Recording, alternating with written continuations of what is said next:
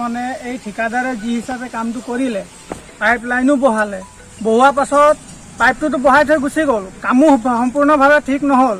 কিন্তু পানীটো আমি পাবলগীয়া বস্তুটো আমি আজিলৈকে পোৱা নাই।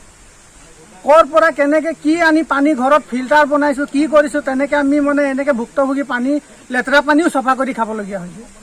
আৰু আজি কাপোৰ চাপোৰ ধুবলৈ বা খোৱা পানী বা আৰু কিবা কাম অন্যান্য কৰিবৰ কাৰণে আমাৰ পানী নাই ঘৰত। আমি কি হিচাপে মানে হেৰি কৰিম, এই ঠিকাদাৰখন কেনেকে কাম কৰিলে, কি কৰিলে আমি নাজানো, কিন্তু আমি পানী পাব লাগে। সন্তক বাগিচাত যিটো পানী যোগান আঁচনি আছে, এই পানী যোগান আঁচনিটো আমাৰ এই অঞ্চলটোৰ ভিতৰতে, বিহুবৰ পঞ্চায়তটোৰ ভিতৰতে আটাইতকৈ পুৰণি পানী যোগান আঁচনি হৈ গ'ল এইটো। কিন্তু অতি দুখৰ বিষয় যে তাহানিৰ দিনতে নিৰ্মাণ কৰা এই পানী যোগান আঁচনি এই অঞ্চলৰ প্ৰায়খিনি ৰাইজে ইয়াৰ পানী খাই আছে। কিন্তু চৰকাৰে এতিয়া নতুনকৈ এই আঁচনিৰ লগতে সংলগ্ন কৰিছে জল জীৱন মিছন নামৰ আৰু এটা স্কিম। আৰু এই স্কিমৰ আপোনালোকে দেখি আছে, যিজন ঠিকাদাৰ আছে আপোনাৰ ভূপেন বৰা, তেখেতে এই কামটো আধৰুৱা কৰি থৈছে।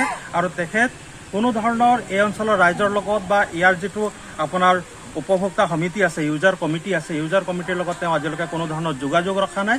আৰু এই সন্দৰ্ভত আমি উপায়ুক্ত মহোদয়ৰ তাতো আমি এটা কমপ্লেইন আমি দিছিলোঁ, ৰাজহুৱা কমপ্লেইনটা আমি ইউজাৰ কমিটিৰ ফালৰ পৰা দিছিলোঁ, কিন্তু আমি একো ফলাফল নাপালোঁ। আকৌ পুখুৰী পানী ধৰিব লাগে, আকৌ ইমান দিগদাৰ হৈছে পানী,